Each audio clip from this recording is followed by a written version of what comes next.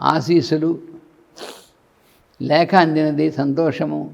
మన పేరు గారి సంకల్పమునకు రాముడు తోడ్పడుగాక అని ప్రార్థించున్నాను అని వాడు భర్త గారి పేరు ఎవరి పేరు అనమాట. కుదిరినదే మందు గురియే గురువు. ఈ సెంటెన్స్ చూడు, కుదిరినదే మందు. మనకి ఏది సూట్ అయిందో అదే, ఏం సూట్ అయిందో అదే మందు. గురియే గురువు. గురి లేకుండా ఊరికి గురువు గురువు అంటే ఎలా? అంతర్యామి అన్ని తావులా ఉన్నాడు, అసాధ్యం ఏమీ లేదు. సాధ్యమునకు మనం తల వంచినప్పుడు అసాధ్యము అభావము. సాధ్యమునకు మనం తల వంచినప్పుడు అసాధ్యము అభావం. ఇంకా స్వవిషయం సంతోషము అనేవాడు స్వవిషయం రాసింది. ఆ స్వవిషయానికి అనమాట. ఆధ్యాత్మిక యవనము కూడా భౌతిక తరుణిని వల్లే శ్రావణమాసము నది వంటిది. శ్రావణమాస నది వంటిది. ఆధ్యాత్మిక యవనము కూడా అంటే భౌతిక యవనం, ఆధ్యాత్మిక యవనము కూడా భౌతిక తరుణి వలె, అదేమో ఆధ్యాత్మిక యవనం అని భౌతిక తరుణి వలె శ్రావణమాస నది వంటిది అన్నారు. వేగము ఆవేగము రజస్సు సంసర్గము ఉండును. వేగం ఆవేగము రజస్సు, రజోగుణం దానికి ఉంటుంది. దానికి కూడా నడివయస్సు వచ్చును. యవ్వనం తర్వాత నడివయస్సు వస్తుంది కదా, అప్పుడు అది నడివలే మంద గంభీరమగును. కాస్త ఆవేశం తగ్గుతుంది. నిసర్గ ప్రౌఢము సత్వమయము విరజము వినీల రసభరము అయి శోభిలను. నిసర్గ ప్రౌఢం అప్పుడు సహజమైనటువంటి విధంగా ఉంటుంది. సత్వమయము, ఇప్పుడు రజోగుణం రజస్తమస్సులు ఉండవు. తర్వాత విరజము అంటే రజము లేనటువంటిది. వినీల రసభరమై శోభిలను. అప్పుడు దాని లోతుల్లో నీలాకాశపుడు అంచులు ప్రతిబింబించును. అది ఏం కవిత్వం అసలు! ఈ కలత చేరడం అనేది ఎప్పుడైతే పోయి ఇదవుతుందో అప్పుడు చక్కగా ఆకాశమే ప్రతిబింబిస్తుంది. ఒక ఒక చెరువులో అంతే కదా, ఆ చెరువులో ఏమీ కలత లేకుండా కదలిక లేకుండా చెరువు ఉంటే ఆకాశమే ప్రతిబింబిస్తుంది. అట్లా హయ్యర్ ట్రూత్స్ అనేవి అవి అప్పుడు ఆనందము ఆత్మ నిగ్రహమును కరగ్రహణం అందును. ఆనందము ఆత్మ నిగ్రహమును కరగ్రహణమును అందును. అంటే హ్యాపీనెస్ సెల్ఫ్ కంట్రోల్ అనేటువంటివి ఆ రెండుకి మ్యారేజ్ జరుగుతున్నారు. అది హ్యాపీనెస్ సెల్ఫ్ కంట్రోల్ ఆత్మ నిగ్రహం. అంటే ఇంద్రియాలు మనస్సు అని వీడి వశంలో ఉండడం, అదేగా నిజమైన స్వర్గస్థితి అంటారు కదా. తర్వాత లేఖలో ఇది ఎవరు ఇంకోళ్ళు రాసినట్టున్నారు. భూమికి 5,000 అడుగుల ఎత్తున నీలి మేఘాలలో సర్వకాలములలో వానదలుల సౌఖ్యం అనుభవిస్తున్న నీలగిరి శిఖరాల్లో అన్నిటికన్నా ఎత్తైన శిఖరం అగస్త్యగిరి. నీలగిరి విషయం గురించి రాశారు. అంటే 5,000 అడుగుల ఎత్తున నీలి మేఘాల్లో అన్ని కాలాల్లో కూడా వానజల్లు పడుతూ ఉంటుంది అక్కడ.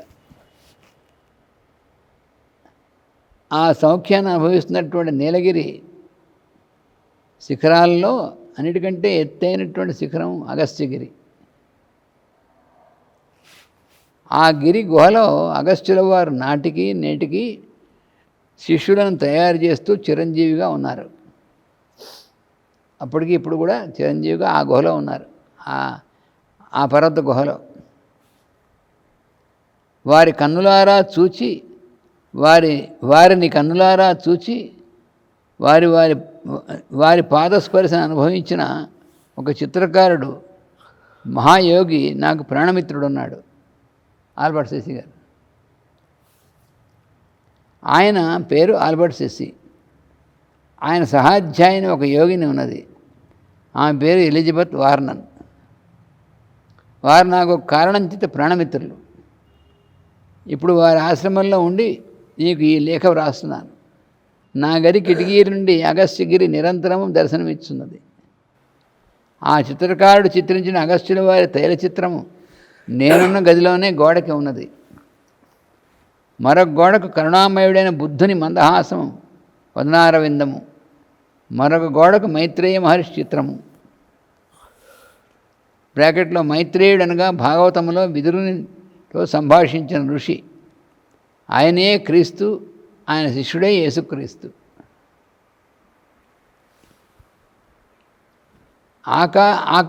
ఆశ్రమం చుట్టూ తోటలో నిర్భీతిగా జీవించే సకల జీవరాశులు ఉన్నాయి. సర్వ ప్రాణశక్తులలోనూ అప్రయత్న యోగస్థితి. ఇక్కడ నేను పొందుతున్న వ్యక్తిగత లాభము మీ అందరికీ పంచిపెట్టమని నా వారిని నేను ప్రార్థిస్తున్నాను. ఏమి కరుణ! ఇక్కడకు ఒక ప్రత్యేక కార్యక్రమం మీద నేను పంపబడినాను. 20వ తేదీ వరకు ఇక్కడ ఉంటాను. అటుపైన ఎక్కడకు వెళ్ళినది తెలియజేస్తాను. ప్రస్తుతం నాకే తెలియదు. కానీ ఆ మాట పూర్తిగా ఆయన అవతారాన్ని తెలియజేస్తున్నట్టుగా ఉంది, దిగి రావడం గురించి. అవును, ఆ పైలైన ఇక్కడకు ప్రత్యేక కార్యక్రమం మీద నేను పంపబడినాను. మిస్టిక్ సెంటెన్స్ ఉందో, చాలా మిస్టిక్ సెంటెన్స్ ఇది. 20వ తేదీ వరకు ఇక్కడ ఉంటాను. అటుపైన ఎక్కడికి వెళ్ళినది తెలియజేస్తాను. ప్రస్తుతం నాకే తెలియదు. ఈ లోపల వీలుంటే మన వాళ్ళ క్షమ సమాచారములు ఈ దిగువ చిరునామాకు రాయవచ్చు, స్వవిషయం కూడా రాయవచ్చు. క్రిందటి 2 లేఖల్లో నా అధిక ప్రసంగాల వల్ల మనసు ఏమైనా వేగం పొంది ఉంటే అది దీంతో సర్దుకోవచ్చు.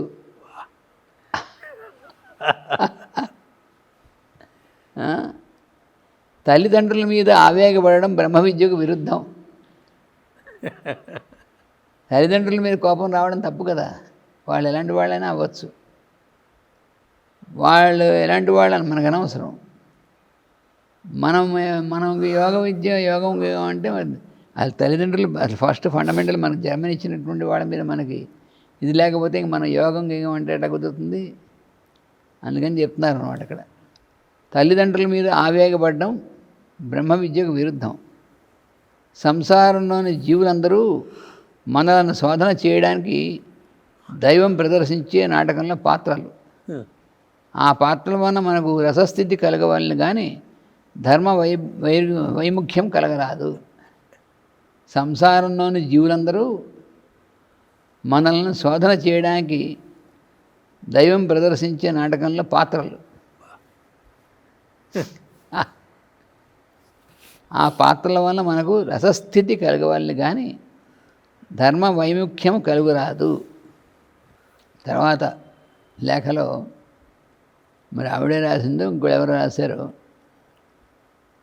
శత్రుబాధ ఎక్కువగా ఉందని చెప్పి రాశారు. దాని సమాధానం రాస్తున్నారు. మౌనాశ్రమము నుండి అని పైన పెట్టారు హెడ్డింగ్. ఎక్కడన్నా మరి ఆ మౌనాశ్రమం ఎక్కడ? మనకి ఆశీస్సులు చాలా ఉత్తరాలు అందినవి. విషయములు తెలిసినవి. శత్రుబాధ హెచ్చుగా ఉన్నట్లు జ్ఞాపకం. శత్రువులను చూడవద్దు, వారిలో నన్ను చూడవలసింది. వారి మాటలు వినవద్దు, వారి ద్వారా అందే అనుభవాన్ని సందేశంగా వినవలసింది. వాసుదేవోపాసన. శత్రువులను మనం చూస్తున్నప్పుడు ఆ చూచేవారేందు శత్రుభావం మన మనసులో కలుగుతుంది. మన మెడిటేషన్ పుస్తకంలో ఇచ్చారు కదా, అలాగా enemies are inside, persons are outside అని. శత్రువులను మనం చూస్తున్నప్పుడు ఆ చూచేవారి యందు శత్రుభావం మన మనసులో కలుగుతుంది. కనుక శత్రువు భావరూపంలో మనసులో ఉంటాడు. శత్రువులో నన్ను చూసే మనసులో నేనున్నాను. తనంటూ ఉండదుగా మనస్సుకి. అంతే, అక్కడ వరసవేదిలాగా.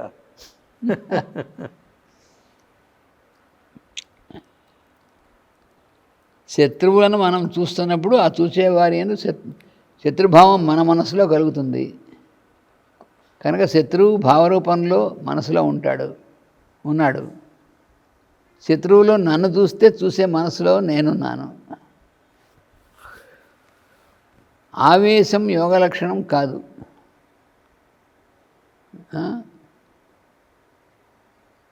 సమత్వం యోగ లక్షణం. అయితే మన యోగులమా అని ప్రశ్నిస్తే అవునో కాదో అనేది మన ఇచ్ఛ అని సమాధానం. యోగి కాదలుచుకుంటే ఇది, కాదలుచుకోపోతే అది. అవునో కాదో మనకు సంబంధించింది. కానీ మన యోగులమా అంటే ఇలా ఏమవుతుంది? వర్షాంబుత చేతకాలందరికీ నా ఆశీస్సులు. చేతకాలు వర్షం కోసం వెయిట్ చేస్తుంటాయి కదా, అలా ఈయన రావడం కోసం వెయిట్ చేస్తున్నారు అన్నమాట వాళ్ళు. అందరికి ఒకే లీటర్లో ఆ చేతకాలకు తులసీదాసు తొలకరి దోహాలతో రామలీల మేఘప్రాప్తిని కలగాలని ఆశిస్తున్నాను.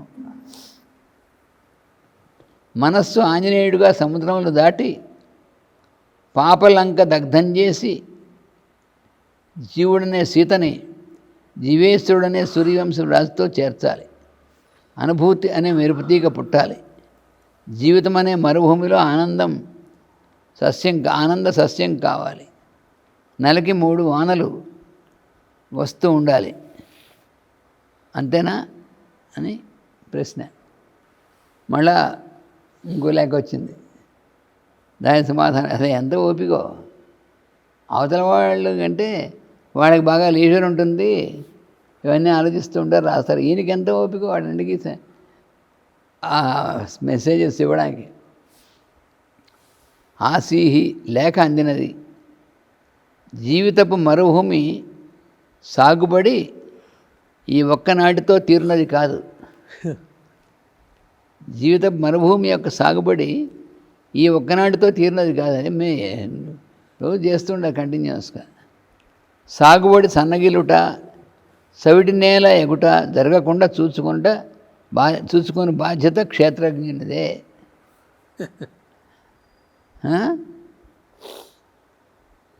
నిద్రించున్న మానసిక శక్తులన్నీ సాధన ఆరంభించిన వెంటనే మేలుకొను. అదొక ఇబ్బంది.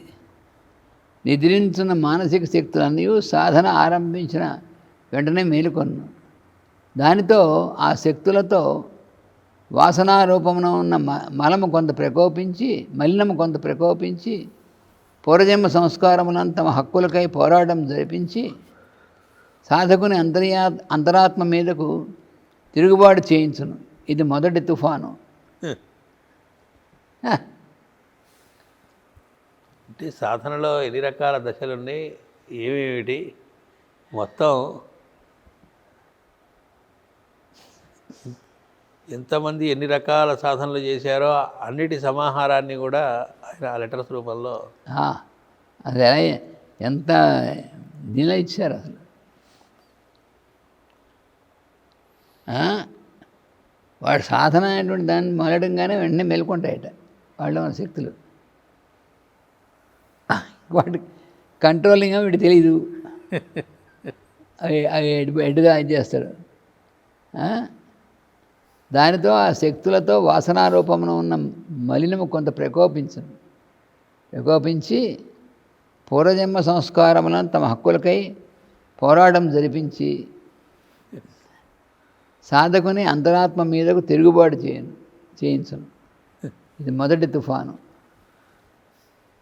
ఇది తగ్గిన వెనుక సాధకుని చుట్టూను ఒక సద్భావముతో కూడిన సుడిగుండం వంటి పరిధి ఏర్పడను. అందులోనికి ఇతరుల కామక్రోధములు చొరబడను. అందులోకి ఇతరుల కామక్రోధం చొరబడను ఈ సుడిగుండంలోకి. మనసులో ఇల్లు కట్టుకొని నివసించినచో కట్టివేయను. మనసులో ఇల్లు కట్టుకొని నివసించినచో కట్టివేయను. నాలో నీ ధ్యానము నివాసం ఏర్పరచుకున్నచో కట్టివేయవు. అంతర్యామిగా అంటే భగవంతుని యందు చేస్తే కట్టివేయవు, బంధం ఉండదు. లేకపోతే మనస్సు అనేటువంటి దాన్ని నువ్వు చేసావా నీకు బంధం ఏర్పడుతుంది.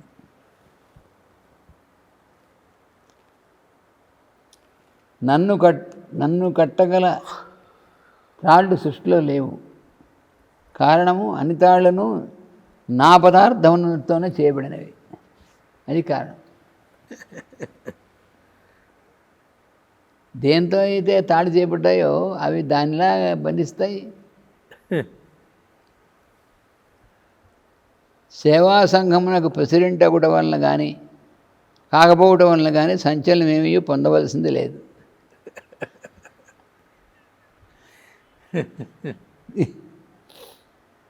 కొందరు ఆ పదవి పొందుటకు ఆత్రపడుదురు. అది ఎంత దోషమో పొందకుండుటకు ఆత్రపడుట కూడా అంతే దోషము. ఈ రెండవది కూడా వారి చాంచల్యమగును. మన పరీక్షకు వచ్చిన జీవిత ఘట్టములను చూసి వెరచుట ఆత్మవిశ్వాసహీనత గునే కానీ తత్వజ్ఞానము కాజాలదు. మన పరీక్షకు వచ్చిన జీవిత ఘట్టములను చూసి వెరచుట ఆత్మవిశ్వాసహీనత గును కానీ తత్వజ్ఞానము కాజాలదు అన్నారు. నిజమైన తత్వజ్ఞానం అది అవ్వదుగా. ఎలా అవుతుంది?